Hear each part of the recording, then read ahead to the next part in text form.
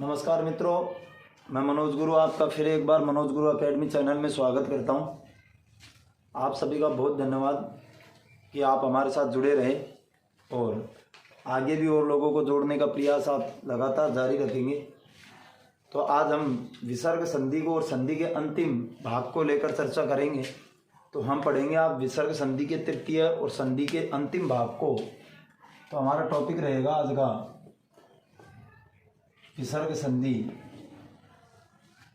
विसर्ग संधि पढ़ेंगे आज हम, और विसर्ग संधि का या फिर संधि का हम अंतिम भाग आज पढ़ रहे हैं।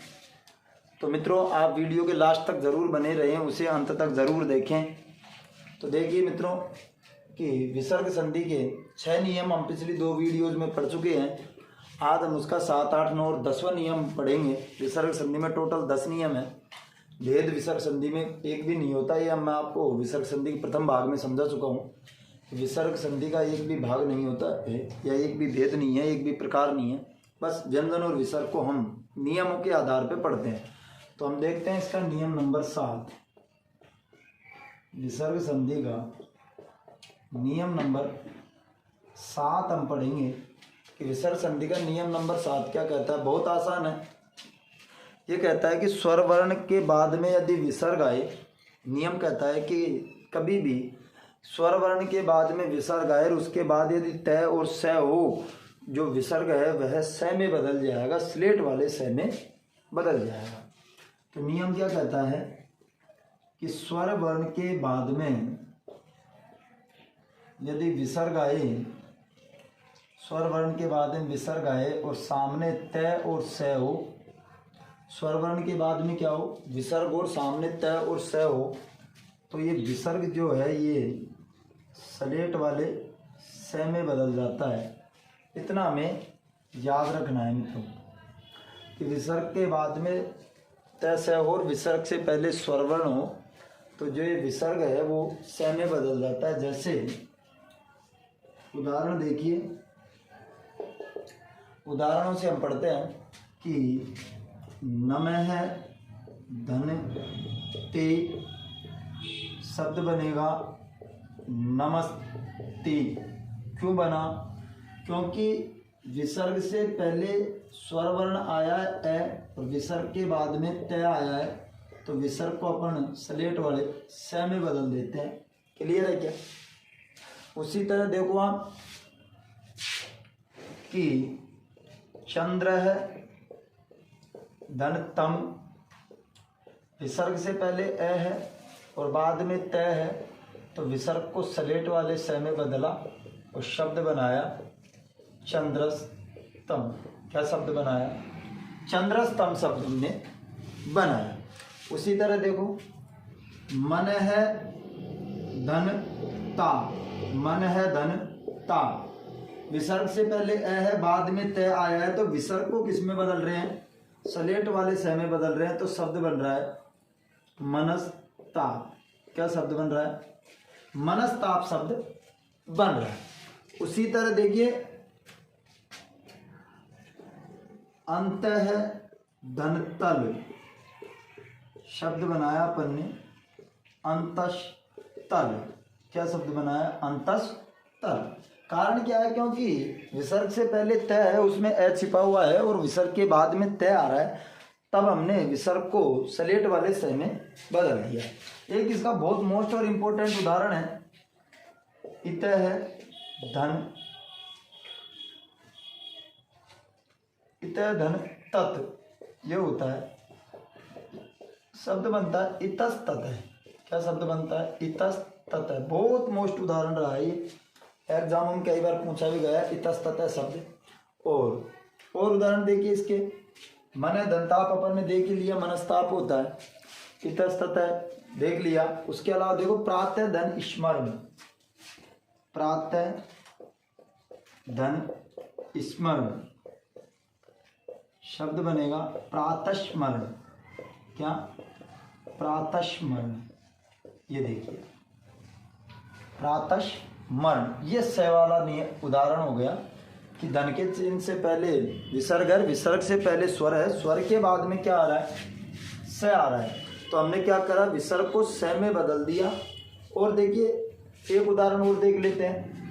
मन है धन संताप, मन है धन संताप, शब्द बनता है मनस्ताप। क्या शब्द बना?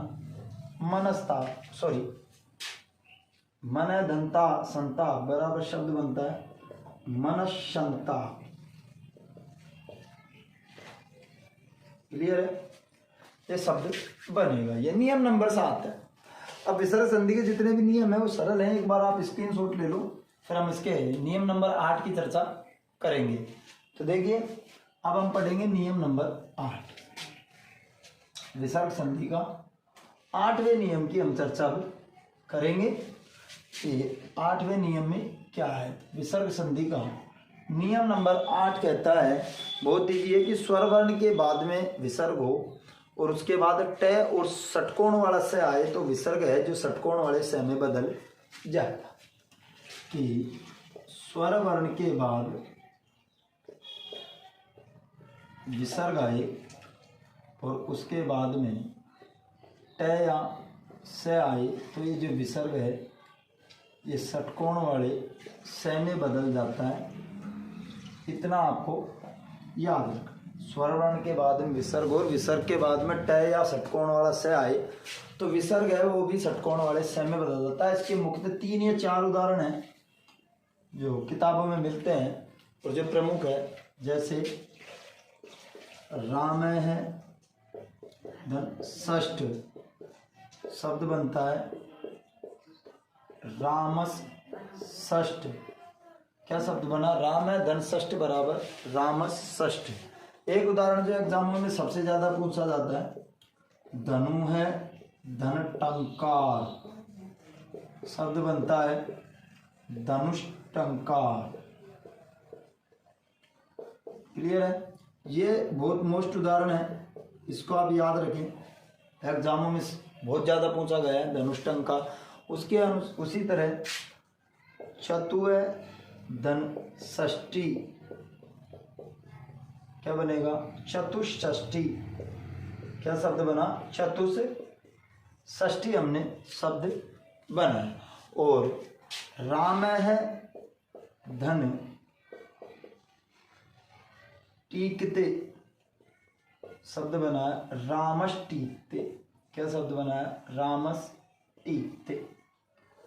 राम है धन टीकते बराबर रामस टीकते। ये 1-2 उदाहरण एग्जामों में आते हैं, मुख्यतः उदाहरण तो यही पूछा जाता है धनुष टंकार, और किताबों में बहुत कम उदाहरण इसके मिलते हैं इस नियम के। तो जितने हैं उतने मैंने ढूंढ के आपके सामने प्रस्तुत कर दिए हैं। एक बार आप इनको लिख लो, फिर अपन इसका नियम नंबर 9 पढ़ेंगे जो कहता है कि ई ऊ के बाद में विसर्ग आए, उसके बाद कैफ है मैं आए तो विसर्ग षटकोण में ही बदलेगा उसमें भी। तो नियम नंबर 9 अब अपन पढ़ेंगे। नियम नंबर 9, 9वां नियम अब अपन पढ़ने जा रहे हैं। तो देखिए मित्रों, नियम नंबर 9 अपन पढ़ रहे हैं और नियम नंबर क्या है 9, कि ई या ऊ के बाद में विसर्ग आए और विसर्ग के बाद में कै फै मैं और फै आए तो शब्द क्या बनेगा? सॉरी, विसर्ग का है जो षटकोण वाला स बन जाएगा। तो देखिए ई या ऊ के बाद में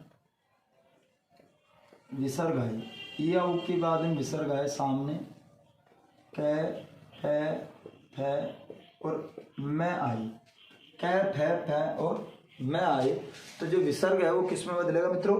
वो हमेशा षटकोण वाले स में बदलेगा। इतना आपको याद रखना है, ये विशेषता आपको याद रखना है कि वो षटकोण वाले स में बदल जाएगा। तो कुछ एक उदाहरण पर इसके देख लेते हैं। चतु है, उदाहरण अपन देख रहे हैं, चतु है धन पद, चतुष्पद। क्या शब्द बना? चतुष्पद शब्द बना दिया। क्यों? क्योंकि विसर्ग से पहले ऊ है और उसके बाद में प आया है तो हमने विसर्ग के स्थान पर षटकोण वाला स कर दिया। जैसे वही है धन कृत, तो विसर्ग से पहले ई है और विसर्ग के पहले ई है और बाद में क है तो इसके मध्य में विसर्ग के स्थान पर अपन क्या कर देंगे? षटकोण वाला स और शब्द बनाएंगे बहिष्कृत, क्या शब्द बनाएंगे? बहिष्कृत शब्द हम बनाएंगे।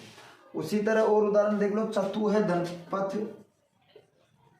चतु है धनपथ शब्द बनाया चतुष्पथ, क्या शब्द बना दिए मित्रों?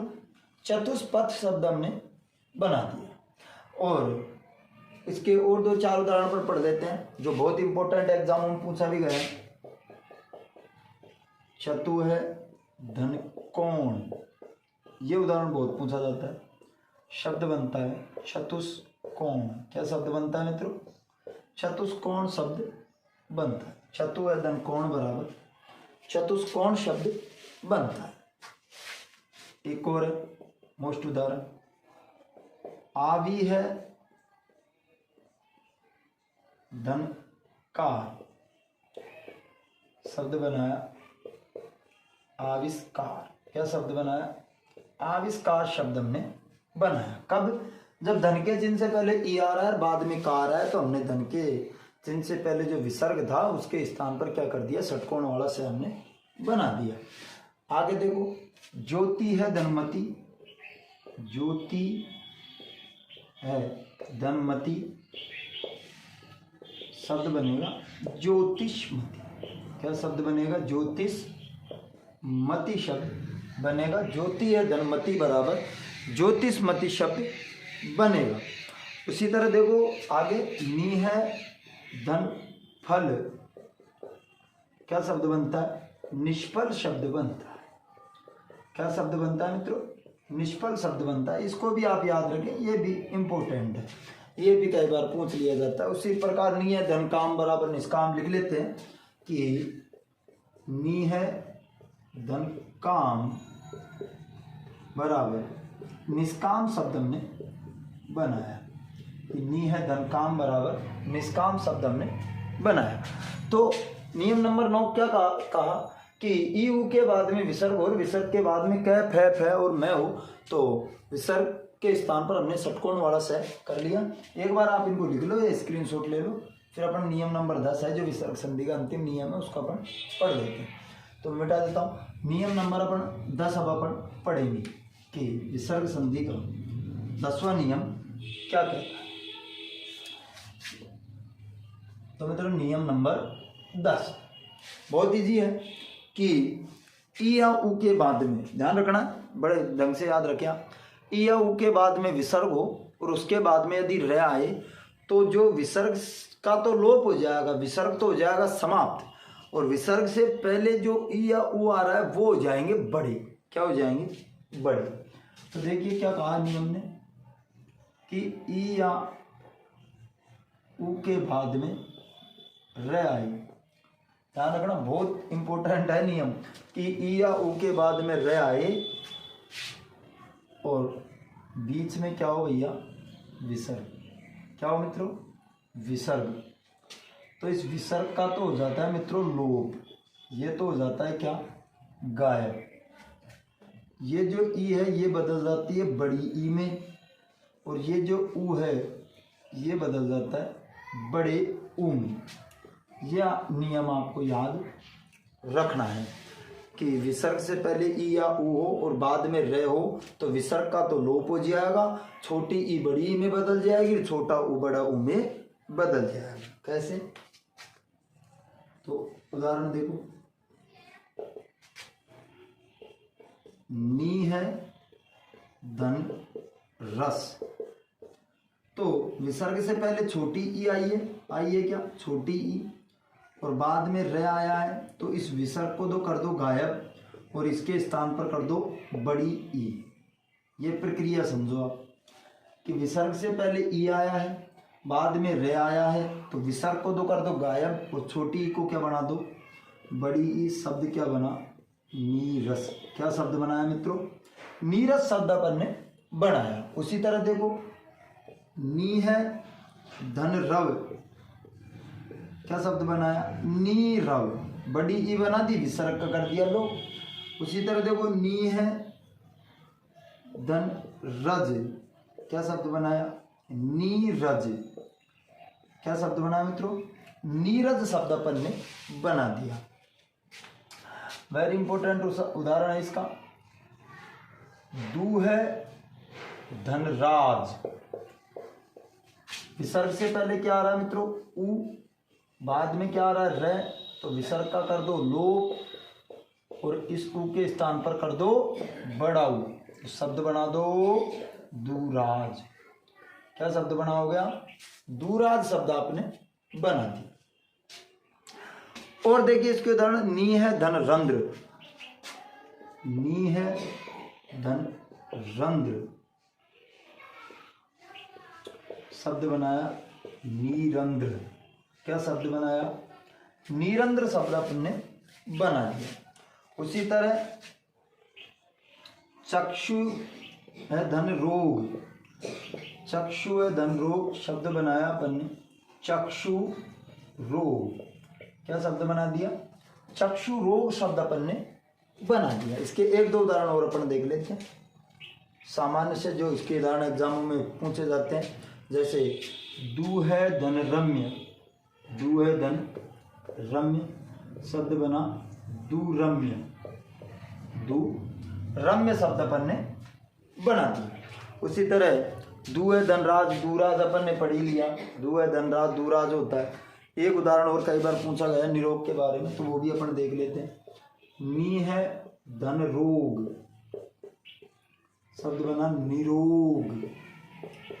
क्या शब्द बना है, निरोग शब्द अपन ने बनाया। तो संधि या विसर्ग संधि सभी प्रकार से समाप्त हो चुकी है। और ये वीडियो यदि आपको पसंद आ रही है तो आप एलडीसी वीडियो की तैयारी करने वाले मित्रों को शेयर ज़रूर करें, उन तक ज़रूर पहुंचाएं। किसी गरीब की मदद आप अवश्य रूप से करें और हमारे चैनल को आप सब्सक्राइब करें, लाइक करें, शेयर करें और सपोर्ट करें। धन्यवाद।